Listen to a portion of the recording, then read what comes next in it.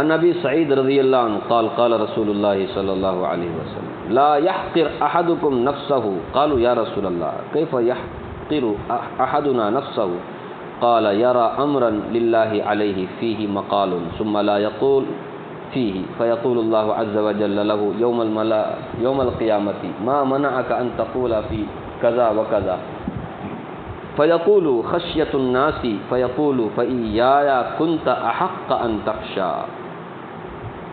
حضرت ابو سعید رضی اللہ عنہ روایت کرتے ہیں کہ رسول اللہ صلی اللہ علیہ وسلم نے ارشاد فرمایا، تم میں سے کوئی اپنے آپ کو گھٹیا نہ سمجھے، اپنے آپ کو گھٹیا نہ سمجھے۔ گھٹیا سمجھتے نا، گیا گزرا۔ صحابہ نے عرض کیا ہے یا رسول اللہ اپنے آپ کو گھٹیا سمجھنے کا کیا مطلب ہے؟ ارشاد فرمایا کوئی ایسی بات دیکھے جس کی اصلاح کی ذمہ داری اللہ تعالیٰ کی طرف سے اس پر ہو، لیکن یہ اس معاملے میں کچھ نہ بولے، اللہ تعالیٰ اس سے قیامت کے دن فرمائیں گے کہ تمہیں کس چیز نے فلاں فلاں معاملے میں بات کرنے سے روکا تھا۔ وہ عرض کرے گا لوگوں کے ڈر کی وجہ سے نہیں بولا تھا کہ مجھے کوئی تکلیف پہنچائیں گے۔ اللہ تعالیٰ ارشاد فرمائیں گے کہ میں اس بات کا زیادہ حقدار تھا کہ تم مجھ سے ہی ڈرتے۔ سمجھ رہے نا کیا بات مانو گے؟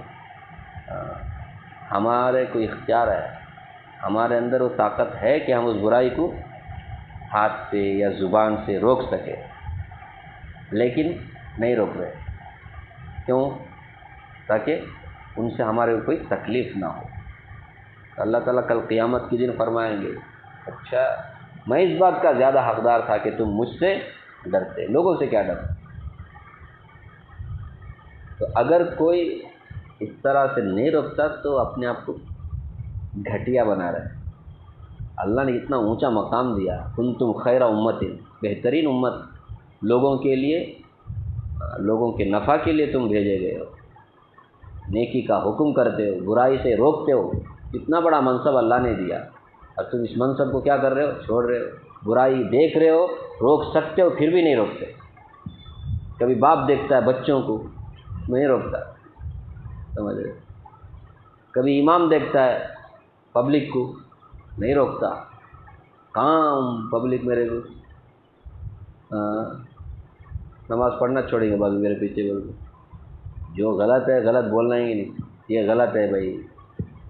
اب کہاں بولتے ہیں؟ ڈر کے مارے بولتے ہیں، کون بھی سپورٹ میں بھی نہیں رہتا، کیا بھی ہوا تو انہیں مار کھانا تھا امام، کون بھی ساتھ نہیں، پیچھے نماز پڑھیں گے ساتھ نہیں دیں گے۔ اللہ بنی حق چلو رو حق چلو نگا نگا سپورٹ کوئی بھی نہیں زمانے میں نگا پورو نگا حق چلو رو شہید آور اللہ نک ಬೆಲ್ಯೋ نگا نگل ಒಟ್ಟಿಗೆ ಬಂದ್ರೆ ಎನ್ನೆ ನಂಗಲ ದೋಸ್ತಿಂದು ನಂಗಲ ಫ್ರೆಂಡ್ಶಿಪ್ ನಂಗಲ ರಿಲೇಷನ್ ಅದು ಕಟ್ಟ ಹೋಗಿದೆ ನಿಂಗಲ सपोर्ट आएंगे कि नहीं समझे। कोई किसी के साथ नहीं।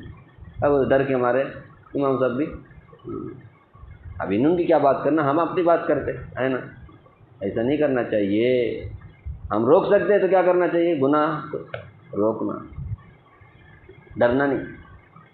डर रहा है तो फिर अल्लाह ताला कल क़यामत के डरने का ज़्यादा हकदार तो मैं था, मुझसे डरते, लोगों से क्या डर? लोगों के हाथ में कुछ है क्या? ज़िंदगी मौत, हाँ सब कुछ अल्लाह के हाथ में। रिज़्क़ का मालिक अल्लाह है, लोग नहीं। अन अब्दुल्लाह बिन मसूद रज़ी अल्लाह। अब तो उल्टा, नेकी का हुक्म करना, बुराई से रोकना, अभी बुराई का हुक्म कर रहे हैं, नेकी का नहीं। नमाज पढ़ो, एक अल्लाह की इबादत करो, ये है असल ना। अभी नमाज की तरफ इतना तवज्जो नहीं, न्यार से करो, ज़ियारत करो, कब्र में जाके चद्दर डालो, फूल डालो, जुमेरा जाओ, तमाशा करके आओ, तुम्हारा पूरा काम बन जाएगा। वाह, ये नीचे था वो कब्र, उसको एकदम ऊपर कर दिया।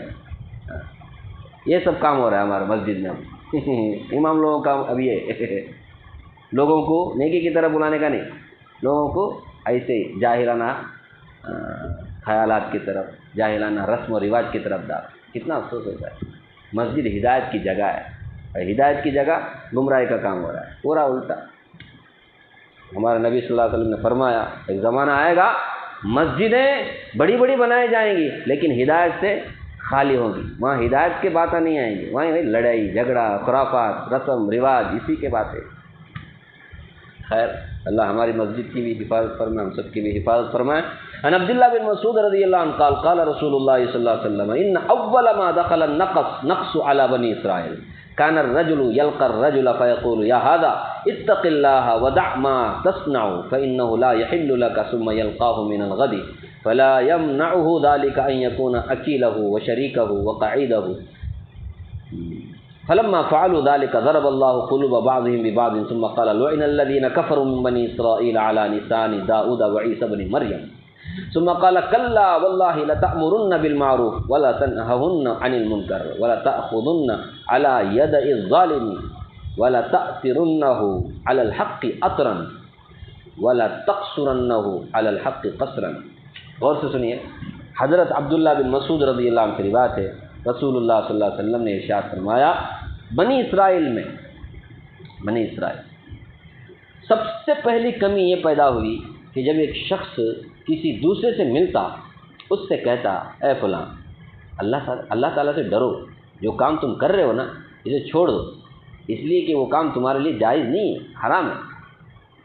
تو غلط چیز دیکھ کر، غلط کام دیکھ کر کے غلطی کرنے والے کو بولتا تھا ایسے مت کرو، چھوڑو، پہلے تو یہ بولتا تھا، پھر دوسرے دن اس سے ملتا تو اس کے نہ ماننے پر بات نہیں مانا، وہ انہیں ملا پہلے دن بولا تھا نہیں کرنا بول کے، وہ بات نہیں مانا، تو دوسرے دن اس سے ملتا تو اس کے نہ ماننے پر بھی وہ اپنے تعلقات کی وجہ سے اس کے ساتھ کھانے پینے میں اٹھنے بیٹھنے میں ویسا ہی معاملہ کرتا جیسا کہ اس سے پہلے تھا، جیسے پہلے جاتے تھے تاج محل چائے پینے کے لیے ویسے ہی جا رہے،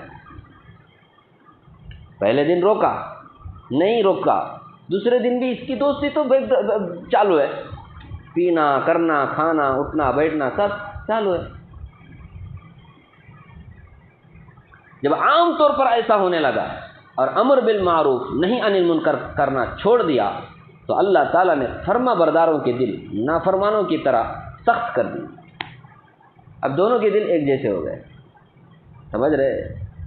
بات نہیں مانا تو اس کے بعد کیا کرنا چاہیے تھا؟ اپنی دوستی کو سٹاپ کرنا چاہیے تھا، کاٹنا نہیں بولتا نا، سٹاپ کرنا چاہیے تھا، جانے آنے کا سٹاپ نہیں دو، تم میری بات نہیں مانے نا، اب میں تمہارے ساتھ چائے نہیں پیوں گا، نہیں میں پلاتا ہوں میں کھلاتا ہوں، تم پلاؤ کھلاؤ لیکن میں نہیں آ سکتا کیونکہ میں نے تمہارے کو نیکی کی بات کی، تو اللہ رسول کی بات نہیں، یہ کر مت نہیں چالو، ان لوگوں نے ایسے ہی کیا تو اللہ تعالیٰ نے دونوں کے دلوں کو کیا کر دیا؟ ملا دیا، دونوں کے دل ایک جیسے ہو گئے، ایک دم کالے۔ رسول اللہ صلی اللہ علیہ وسلم نے فرمایا لعن الذین کفروا من بنی، یہ قرآن کی آیت ہے سورہ آل عمران، لعن الذین کفروا من بنی اسرائیل علی، معاف کرنا سورہ مائدہ کی، لعن الذین کفروا من بنی اسرائیل علی لسان داؤد وعیسی بن مریم، کیا معنی ہے اس کا؟ بنی اسرائیل پر حضرت داؤد علیہ السلام اور حضرت عیسیٰ علیہ السلام کی زبانی لعنت کی گئی، حضرت داؤد حضرت عیسیٰ علیہ السلام دونوں نے لعنت کی، یہ اس وجہ سے کہ انہوں نے نافرمانی کی اور حد سے نکل جاتے، جس برائی میں وہ مبتلا تھے اس سے ایک دوسرے کو منع نہیں کرتے تھے۔ لعنت کیوں ملی؟ جس برائی سے روکا اللہ نے، وہ برائی سے رکتے بھی نہیں تھے اور دوسروں کو روکتے بھی نہیں تھے، منع نہیں کرتے تھے، واقعی ان کا کام یہ بلا شبہ برا کام۔ اس کے بعد رسول اللہ صلی اللہ علیہ وسلم نے بڑی تاکید سے حکم فرمایا کہ تم ضرور نیکی کا حکم کرو، برائی سے روکو، ظالم کو ظلم سے روکتے رہو، اس کو حق بات کی طرف کھینچ کر کے لاتے رہو اور اسے حق پر روکے رکھو۔ تو معلوم کیا ہوا؟ برائی سے نہیں روکنا اور بھلائی کا حکم نہ کرنا یہ لعنت کا سبب ہے۔ ایک قوم پر حضرت داؤد علیہ السلام عیسیٰ علیہ السلام نے لعنت کی صرف اس وجہ سے کہ وہ برائی کو دیکھ کر منع نہیں کرتے تھے۔ اس لیے ہم لوگوں کو بھی چاہیے ہم لوگ برائی دیکھے روکنے کی کوشش کریں، اور سب سے آخری درجہ کیا ہے؟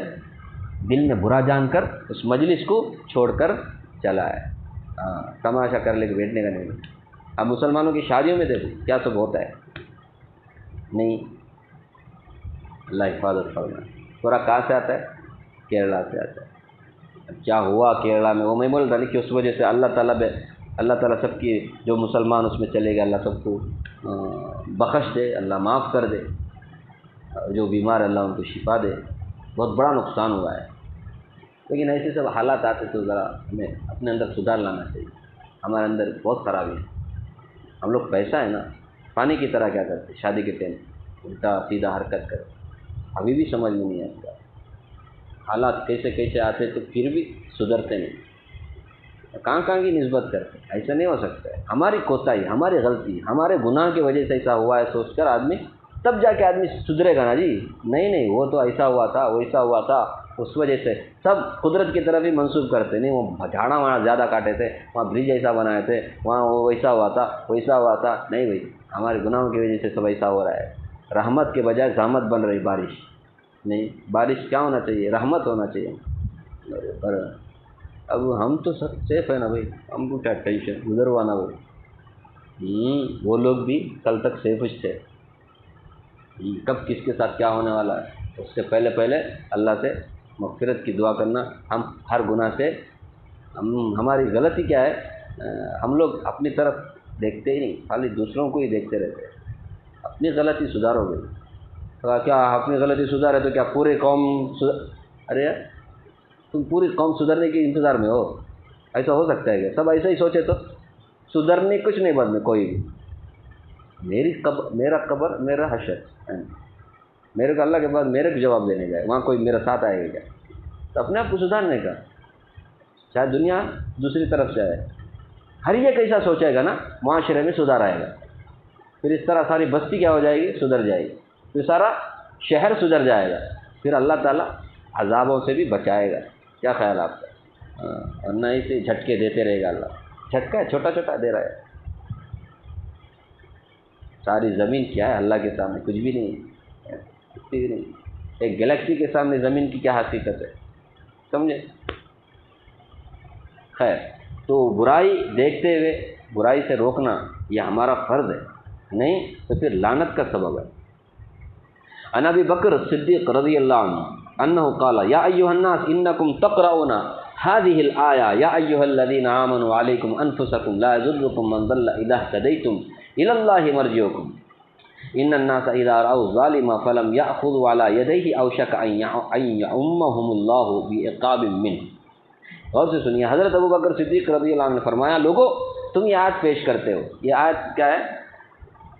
یہ سورہ مائدہ کی ایک آیت ہے، اس کا مطلب کیا ہے؟ ایمان والو تم اپنی فکر کرو، شیخ اپنا دیکھ بولتا ہے، تم اپنی فکر کرو، جب تم سیدھے راہ پر چل رہے ہو تو جو شخص گمراہ ہے اس سے تمہارا کوئی نقصان نہیں، اس آیت کا معنی۔ اب اس آیت کو سنتے ہوئے کیا لگتا ہے بھائی دوسرے کون بھی کام بھی جانے دو، بھائی ہمیں اپنی فکر کرنا، اللہ بولے دوسروں کے ساتھ فکر کرنے کی ضرورت نہیں، اپنی فکر کرو۔ حضرت ابوبکر رضی اللہ عنہ نے اس آیت کو پڑھ کر کے فرمایا، میں نے رسول اللہ صلی اللہ علیہ وسلم کے ارشاد فرماتے ہوئے سنا ہے کہ جب لوگ ظالم کو ظلم کرتے ہوئے دیکھیں اور اسے ظلم سے نہ روکیں تو وقت دور نہیں کہ اللہ تعالیٰ ان سب کو اپنے عمومی عذاب میں مبتلا فرما دے۔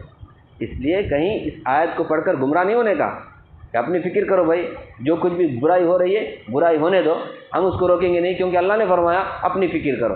اس آیت کا یہ مطلب نہیں ہے، پھر کیا مطلب ہے؟ مطلب کیا ہے؟ ہمارا اپنا کام کرنا، جو اللہ نے دوسری آیتوں میں کہا، برائی سے روکنا، نیکی کا کام کرنا، ظالم کو ظلم سے روکنا، برے لوگوں کو برائی سے روکنا، سب کرتے رہنا، مانتا نہیں تو پھر اپنی فکر کرنا، نہیں سمجھے؟ دوسروں کو بول کر اپنے کو بھی سدھار لانا، دوسرا مانا ٹھیک ہے، نہیں مانا تو اللہ تعالیٰ فرماتے ہیں تم تو ہدایت پر ہو نا، اب اپنی فکر کرو نا، تم کو دوسروں کے بارے میں اللہ پوچھیں گے نہیں۔ یہ اس وقت ہے، اب کچھ بھی نہیں کر کے اپنی خالی فکر کرنا اور یہ سوچنا کہ ہم کو دوسروں کے بارے میں پوچھے گا نہیں، یہ غلط ہے۔ ہم اپنا کام کرنا، اس کے بعد میں نہیں سمجھے؟ ہدایت کون دیتا ہے؟ اللہ۔ ہمارا کام کیا ہے؟ روکنا، وہ لڑائی کرے، جھگڑا کرے، گالی دے، کچھ بھی بولے، ہمارا کام بولنے کا ہے، ہم بول دیں، اس کے بعد اپنی فکر کریں۔ کیا خیال ہے؟ ہم نہ دوسروں کو بولتے نہ اپنی فکر کرتے، دو بھی نہیں، غلط ہے۔ اس لیے فائدے میں لکھا ہے حضرت ابوبکر رضی اللہ عنہ کا مطلب یہ تھا، تم آیت کا مفہوم یہ سمجھتے ہو کہ جب انسان خود ہدایت پر ہو تو اس کے لیے امر بالمعروف نہی عن المنکر کرنا ضروری نہیں ہے کیونکہ دوسروں کے بارے میں اس سے پوچھ گچھ نہیں ہوگی۔ حضرت ابوبکر صدیق نے حدیث بیان فرما کر آیت کے غلط مفہوم کی تردید فرمائی ہے، جس سے واضح ہوا حتی الامکان برائی سے روکنا امت کی ذمہ داری ہے، ہر فرد کا کام ہے۔ آیت کا صحیح مفہوم یہ ہے، ایمان والو اپنی اصلاح کی فکر کرو، تمہارا دین کے راستے پر چلنا اس طرح ہو کہ اپنی بھی اصلاح کر رہے ہو اور دوسروں کی بھی اصلاح کی کوشش کر رہے ہو۔ پھر اگر کوئی شخص تمہاری اصلاح کی کوشش کے باوجود بھی گمراہ رہے تو اس کے گمراہ رہنے سے تمہارا کوئی نقصان نہیں، انہیں گمراہ ہو تو تمہارا کوئی نقصان نہیں، کیونکہ تم نے تو تمہارا جو کام ہے تم نے کر دیا، سمجھ رہے؟ یہ مطلب ہے۔ اللہ تعالیٰ مجھے بھی آپ کو بھی خود بھی نیکی کرنے، دوسروں کو بھی نیکی کی طرف بلانے کی توفیق دے، اور خود بھی اللہ ہمیں برائی سے بچائے اور دوسروں کو بھی برائی سے روکنے کی اللہ ہمیں طاقت اور قوت دے، توفیق دے، آمین یا رب العالمین۔ سبحان اللہ وبحمدہ، سبحانک اللہم وبحمدک، ونشہد ان لا الہ الا انت، نستغفرک ونتوب الیک۔ سبحان ربک رب العزۃ عما یصفون، والسلام علیکم۔